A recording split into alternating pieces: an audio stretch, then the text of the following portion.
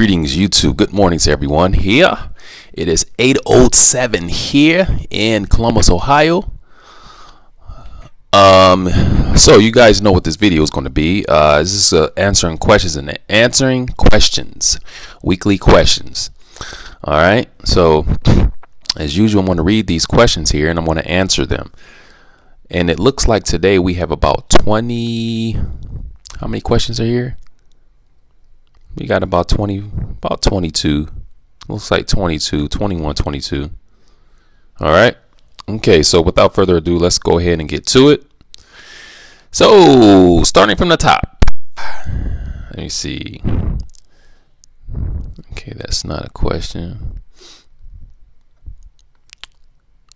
All right, so we're starting with Pablo Escobar. All right, so Moses, are you ever going to make a new updated version of the video, how to practice train a language from the beginning, Korean? I started studying Korean recently, and I remember you making a great video on how to begin in Japanese. I found your Korean version, but when I looked for ShareTalk, sadly, it no longer exists. There is a new version called HelloLingo. However, I found very few Koreans on there. I was wondering if you are ever going to make an updated version. Also, I put together all the best resources I found so far for Korean, so if anyone wants to take a look, I will leave a link. I hope this helps some people and would appreciate any feedback or the good resources that are not on my list. P.S. Those level of videos motivate me so much. All right, thanks for your question, Pablo. All right. Actually, yes, I do want to make an updated an updated version how to train and practice a language from the beginning. ShareTalk no longer exists, but there's something that's a lot better called HelloTalk. I'm not sure if you're familiar with that, but that's a lot better than ShareTalk. What I need to do first is find a good screen capture for my iPhone. So when you guys watch me use the HelloTalk, it will be very clear. It will be very clear, and I don't even know how I'm explaining this. It will be very clear. The quality will be really good quality. You'll be able to hear. You'll be able to hear everything really well and what have you. But right now, unfortunately, I'm unable to find a good OBS program for my iPhone. I spent I think a week ago, I spent like 2-3 hours searching on YouTube and looking at tutorial videos on how to use a screen capture program for my iPhone, but I was unable to find one.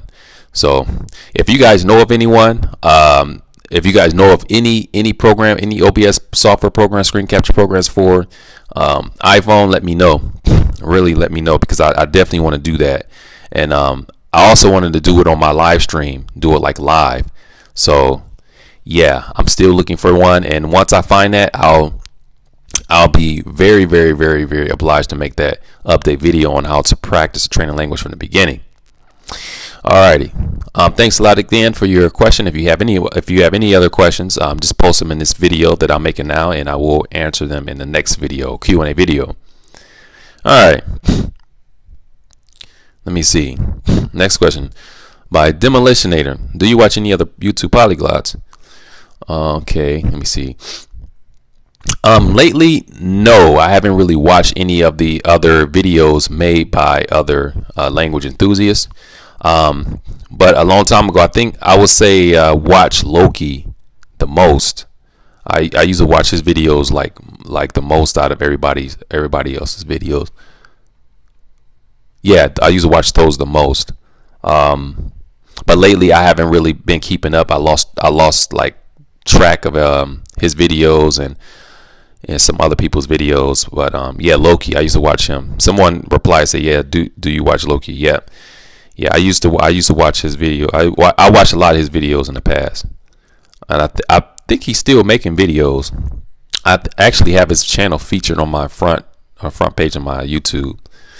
Thanks a lot for your question. Dima, is Estonian grammar much more complicated than Russian grammar, or only a bit? Okay, thanks for your question. I think you asked me this question on my stream, but it's okay. I'll answer it again. I think considering the case system in Estonian, I think Estonian has 14 cases, whereas Russian has like 4 or 5. Estonian automatically gets voted to be more difficult than Russian. But as I tell people, and I'm always tell them, I'm gonna continue to tell people, cases, grammar, tones, all that stuff don't really mean anything at the beginning of the language study. You don't have to really worry about those. I know it's easier said than done, but you really don't have to worry about that stuff. You just play with the language, have fun with it at first, do that for about 5 or 6 months, then you start worrying about that stuff. But you really don't have to at first. All right. All right. Thanks a lot for your question, Dima. Excuse me. Next question. Vittorio, one of my followers, stream followers. Okay, he has 4. Let's start with your first one. Do you ever get put off from buying a language resource book because of low reviews? Teach Yourself Mandarin is not rated that highly on Amazon, along with a few others. I think for anybody who is searching for a particular resource, if they see constant low reviews, it is a bit of a turn off. But at the same time, you can't always go with what someone else says, because they may not feel the same way you feel. So you're going to get turned off when you see low reviews. Naturally, that's what reviews are for. It's sort of like a first impression, but it's not a real impression until you actually try that course. So I would say try it. Just get the course. I mean, you have a certain amount of time to return it. Just try it out and see how you like it, and see if it lives up to the expectations, or if it turns out to be as bad as everybody else said it was. Just go from there and just return it. If it is bad. But in my experience, I have Teach Yourself Mandarin, and it's not bad. It's not bad. So yeah. Your second question, how do you know what language resource book to buy? Do you go by reviews or browse through the book yourself? Okay, so this sort of goes hand in hand with the previous question you asked me. When I'm searching for resources, like I said, reviews play a big part when you're searching. At first, you kind of it turns you on, it turns you off. I mean, I've seen books that have high reviews on them, but when I tried them, I wasn't impressed with them, and hence I returned them. So when I'm searching for a particular resource, if it's especially if it's a rare resource, I'll just buy it. And like I said, I'll go through it and see how it is, and then I'll make it doesn't take me a couple of days to make a decision on keeping the course. If I don't like it, I'll just return the book. So that's how I go about keeping my resources. Number 3, some people say that they don't have time to learn language. If someone dedicated 20 minutes a day, excuse me, let me get some water here.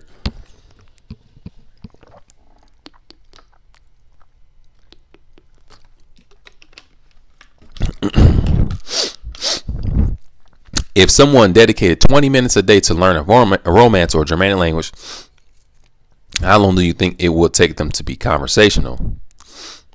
I see where you're going with that. Yeah, because 20 minutes, everybody can afford at least 20 minutes studying a language.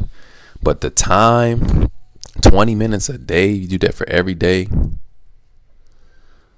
it still will take you a long time, because 2, 4, 6, 8, 5 days will be an hour. That's almost a week. That's almost like just 1 hour a week.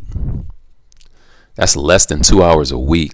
So if you look at that, yeah, it'll take you a long time. I'll say I don't know, 1 hour a week in Germanic language.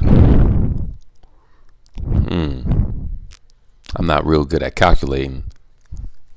I don't know. That's a good question, man. How long will it take? Let this question be for all the viewers here.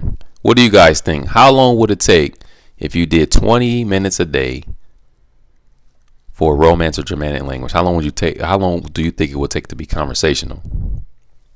A year? Maybe a year or something like that. I'll say like a year, maybe a little over a year. But again, depending on how you studying. But let's see what everyone else said, what everyone else says.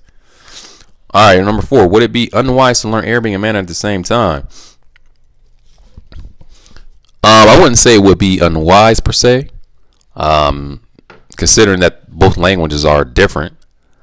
However, if you're a beginner learning languages, I probably wouldn't do it. I would just focus on one, get comfortable on one, and then start the other. Not to say that it's impossible, but those are two difficult languages, and you may possibly get overwhelmed. So if you're a complete beginner learning language, I would just focus on one, get comfortable in that, and then start the other. That's what I would do.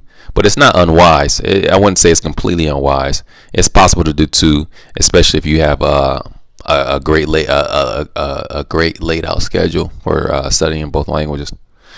Vittorio, thanks a lot for your question. If you have any other questions, sir, you know what to do. Post them in this video that I'm making now. 11 minutes. Let me see. All right, Al Sycamore. To which stage of your language learning do you get to before speaking it? Is it necessary to be at a high enough level to understand what they say on TV? What do you do in situations where they say things you don't understand? Which language do you know to the point where you understand what they say on TV? How many movies and books with at least 100 have you seen and read? Okay, so this is about 5 different questions. I'm gonna start with the first one. To which stage of your language learning do you get to before speaking it? As many of you know, for me, I don't really wait that long to start speaking. I mean, I start speaking from the first day. I don't really wait. So I don't have really a limit. And I say, well, I'm gonna wait this time before I speak. Now, I did say before that when I'm working through this FLR material, I like to wait like at least a month practicing that material before I start practicing on HELLOTALK. But like I said, I don't even have to do that. I'll just, when I learn a word or 2 words, I'll just use that right away. I mean, there's really no limit. So is it necessary to be at a high enough level to understand what they say on TV? Yeah, you have to be considerably good in the language to be able to understand, at least understand what the context is on TV. As a beginner, it will be very difficult to do that, although you'll be able to understand some words and perhaps some phrases. What do you do in a situation where they say things you don't understand? So I'm assuming that you mean when I'm speaking with someone. If I don't understand something, well, if it's something I don't understand completely, then I'll ask them what they mean, or I'll ask them to repeat it. But if it's something I understand, but I understand, because there's been times where they will say something, I won't understand 100%. I won't understand everything 100%, but I understand the context based off of what they said. You see what I'm saying? I may not understand every word, but I understand the context that gives me the ability to respond adequately. So when I don't understand something like that, I can't understand 100%. I'll just leave it alone. As long as I understand the context, then I'll just respond. But if it's something completely, then I'll ask them to repeat it, or I'll be like, huh, something like that. What language do you know to the point where understand what they say on TV? Well, Chinese, I would say definitely Chinese being my best language. I understand enough to be able to, like, if I watch something, I'll be able to understand the context. I may not understand 100%, but I'll be able to understand the context of which being said. I could do that in Chinese. Japanese, Probably not as well as Chinese, since I haven't had much exposure. I haven't had as much exposure as I had with Chinese, but I can understand some. I'll be able to understand something at least. Yeah, and those are my two best languages. So the other languages, I pretty much I'll be able to understand some words, but I won't be. I'll struggle because I'm not on a high enough level in those languages. All right, thanks for your questions, Al Sycamore. What's next?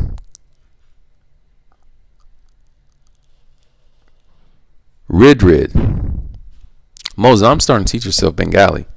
This course relies heavily on the International Phonetic Alphabet IPA for pronunciation. What I would like to know is, do I need to learn the IPA first? And if so, do you have any recommendations for source materials, or should I just learn it as I go along? Thank you. Thanks for your question, Rid. Okay.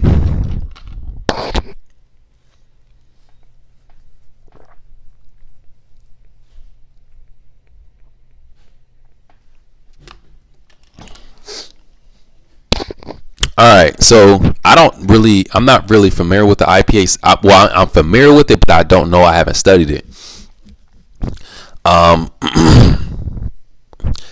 If that's the only course that relies on the IPA, then obviously you will have to learn the IPA. But if you can find some other courses that use a different writing system that you can read to follow along with pronunciation, I will get that. So I guess it just depends on the resources that you have. If it's the only resources you have for that language, then obviously you have to learn the IPA. That's what I would do, because I never learned IPA before. But that's what I would recommend. That's what I would recommend. All right, thanks for your question, Rid. Skunk Hunt. All right, next question, Skunk Hunt. Do you expect your daughters to be as involved with language learning as you are? Good question. Good question.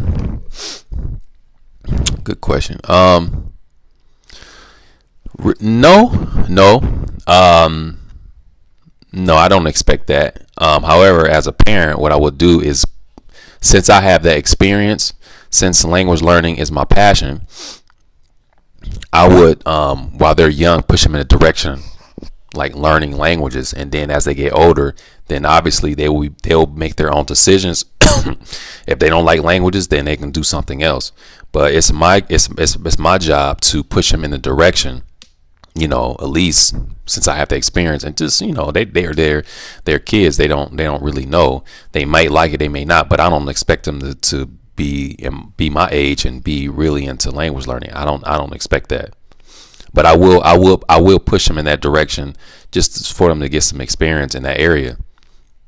But we'll see. Thanks a lot for your question. Next question by Richard Dixon. Moses, as you are a prolific polyglot YouTuber, do you feel that accountability on your YouTube channel is important in your language learning? Since you openly publicize your language learning to your audience, does this motivate you more? I was wondering if you would have made the same kind of progress had you not documented your journey on YouTube. Great question, Richard.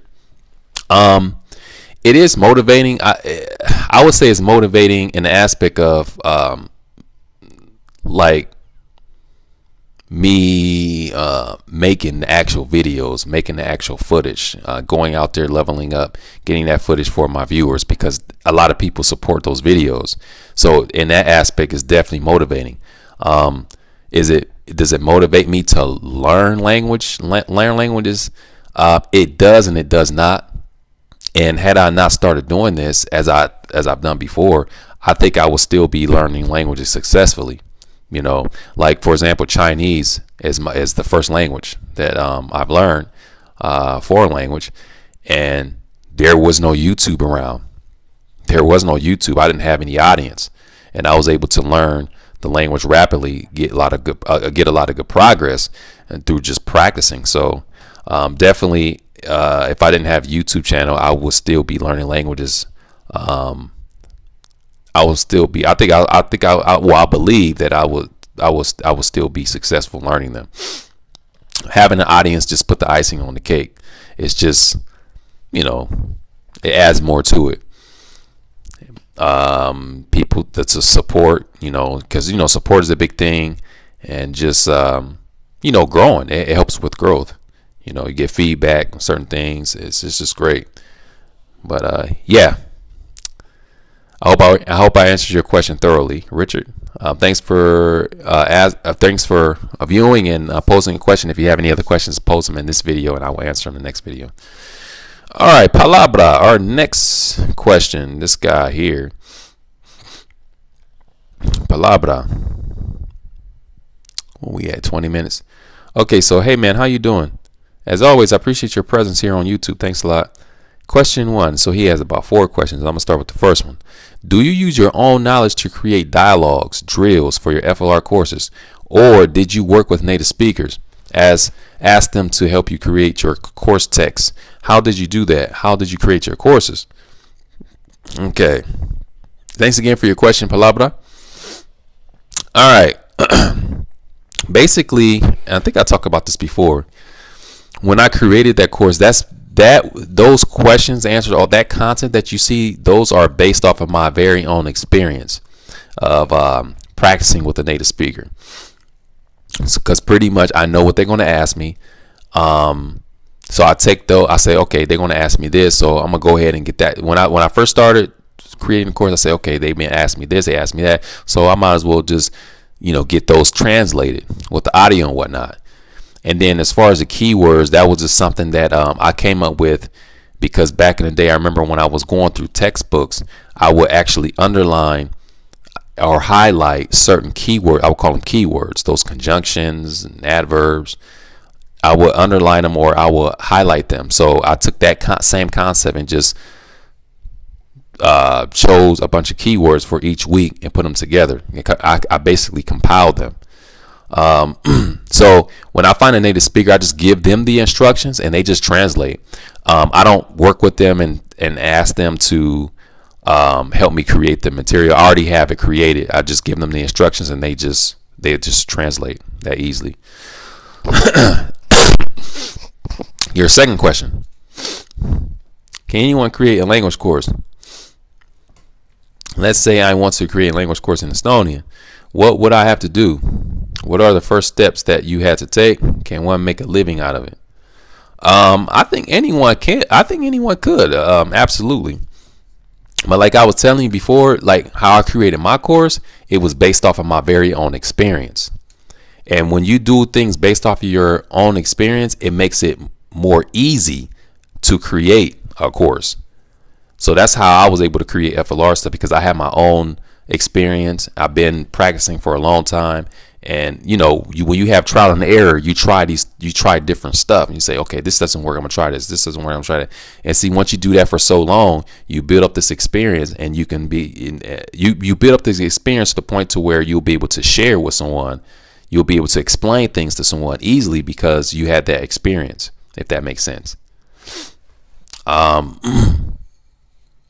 Yeah, absolutely, you can make a living off of it. That's selling courses. That's a huge part of my income, making money off those courses. All right, question 3. What's the difference between a Teach Yourself course and a Teach Yourself Complete course with a CD? Those courses are the same. The Teach Yourself Complete is just an updated version. Same content. Some courses they updated some things, but for the most part, they're pretty much the same course. It's just, like I said, Complete is an updated version.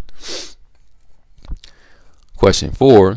How often do you use Estonian in a week or a month? Do you forget such a rare language? Have you forgotten most of it due to the fact that it's so rarely spoken? Thanks in advance.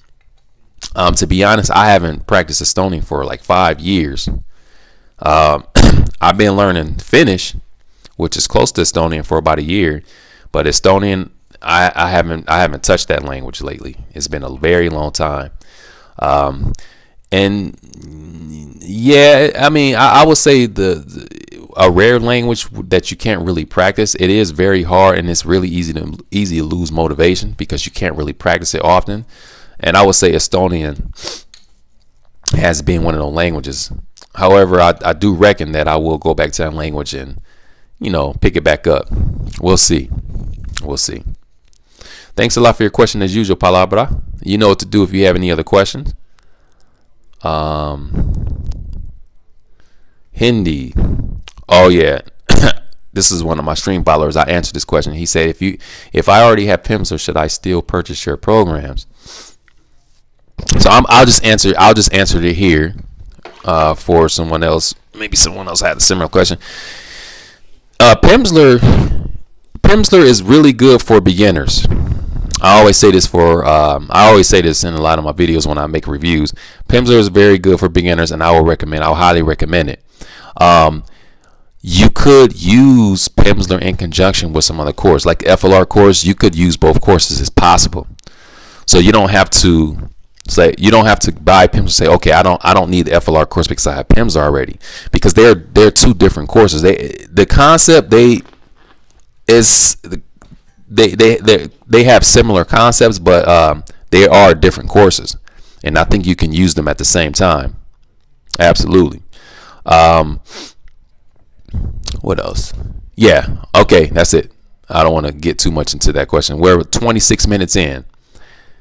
Let me see. Dima again. Dima, Moses, I'm going to study Georgian language, but I heard that man, it's weird how I start coughing when I get on the video, and then I'll be coughing and stuff. And then when I turn the video off, I don't know. That's interesting to me. It's weird. All right. So, Moses, I'm going to study Georgian language, but I heard that Georgian verbal system is very terrifying. Could you give me a few tips for learning Georgian, please? Okay. Yes, Georgian is that's a pretty different language. Not so easy to learn, but as I say, and I'm gonna continue to say, it doesn't matter. It doesn't matter how terrifying the verbal system is. It doesn't matter how many tones the language has. It doesn't matter how difficult the grammar is. It doesn't matter how many. What else? What is another fear? How many cases? That stuff don't matter. Okay, I would just jump into the language, get your resources, get your audio resources, and just play with it. Listen to it. Just practice with it. Practice making sentences. Practice writing out vocabulary and sentences, making sentences with vocabulary, and just do that for a while until you get used to stuff. I mean, that's what I would do. And again, as I said before, it's easier said than done. But if you want to avoid a lot of stress, that's the best way to go when tackling a language at the beginning, and it works every time, every single time. You just have to get used to. You just have to get that concept, which is not easy for everyone to grasp. Sort of like a conditioning. Thanks a lot for your question again, Dima. Next question. Alchemy Child. Hey Moses, so my question is, what would be an example of your study schedule as a beginner focusing on Mandarin? And how frequent should you use a Skype session per week? Okay. Study schedule. So as I recommend, I recommend people to study for at least 3 hours a week. No, 4 hours. Did I say 3 hours or 4 hours? Monday, Tuesday, Wednesday. Yeah, 4 hours a week. So you do like something like Monday to Thursday. So I will do like 4 hours a week. And if I have a Skype partner, I will meet with that Skype partner. And normally we meet for like an hour. Outside of that class, I'll spend like an extra 20 minutes, 30 minutes doing some other things with the language, such as writing out dialogues, going to a chat room, and what have you. That's what I would do. It's very simple schedule, especially if you got a partner. And when you have a partner, it makes life so much more easy, because you guys will be covering so much. It's still possible. It's still possible to do it by yourself, but it'll be a little bit more work, I'll have to say. So yeah, Alchemy Child, is that what you're working on right now in Mandarin? How's that going? Keep us updated. Let me see. Next question by Lagoon Gaming. I'm looking for some traditional Mandarin content that I can read and repeatedly listen to, but having a hard time finding something good because everything is simplified. Any recommendations? Okay. All right. Thanks for your question, Lagoon Gaming. Now that traditional Mandarin content, really difficult. Really difficult. I'm going to be honest with you about that. It's really difficult finding traditional Mandarin content, as simplified Chinese is more popular than traditional Chinese. However, I will leave this question up to my followers. If any of you know of some good resources for traditional Mandarin, please let this man know here, or let us all know. We will appreciate that. So let's see what our response, how our responses will be. All right. Let me see. Nindo Akuma. Thanks for your question, Lagoon. How are you learning Fujonese? I don't think there are many learning materials for that dialect, so I'm curious how you're doing it. I might like to learn it someday. All right, so Fujonese. Right now I'm using the FLR material. I have FLR Fujonese. It's not up on my website, but I do have it. I'm using that with a native speaker. And also, there's some websites. They have some Fujonese learning websites. I use those as supplements as well. So yeah, you're right. There aren't many resources for that language, but they do have some. They have some online resources, websites, free websites, and a couple YouTube channels.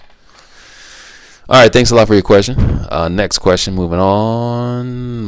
Maritza Martinez. Let me see. Hey Moses, I was just wondering, what is your opinion on endangered languages? I've heard that 90% of the 7,000 languages are currently dying, and as a language lover, this disappointed me greatly. What is your opinion as to what we can do to save many of these languages? Any opinions as to how languages might change in the future due to globalization? Yeah, it's very unfortunate. Like, it's going to happen. You got so many different endangered languages. It's inevitable that a lot of them are going to die out, and I don't think you can really prevent that from happening, because a lot of those languages don't have many speakers of them. So I mean, I've seen some crazy languages that only had like 3 native speakers. I mean, so if you only have 3 native speakers of that language, it will be really difficult to really get into it and to keep it alive. I mean, I'm pretty sure there's some methods you can come up with for keeping them alive, but it's very important to have those speakers. You know, very important to have those speakers of language, even if they're not native speakers. Like somebody that can speak on a high level, you have to have like a certain amount of them to keep a language going. You know, but we'll see in the future. Maybe they'll come up with something fantastic to keep more of those languages alive and keep them going. Thanks a lot for your question, Martinez. And last question. Wow, last question. We're like 33 minutes in. This is by Xiao Chun. This is my Fujonese buddy here. Can't you just speak Chinese at home, since your kids will learn English fluently in school anyway? Yeah, I could do that. And that's something that I think I said before. I would speak to them more in Chinese as they get older. But while they're still young and they're still sponges and they're just picking stuff up, you know, I'm not a native speaker of the Chinese, so I really want them to, I don't want to have a huge effect on their accents and, you know, stuff like that. So I'm really sensitive to that type of stuff. But when they get older, I think it will be good to speak more to them.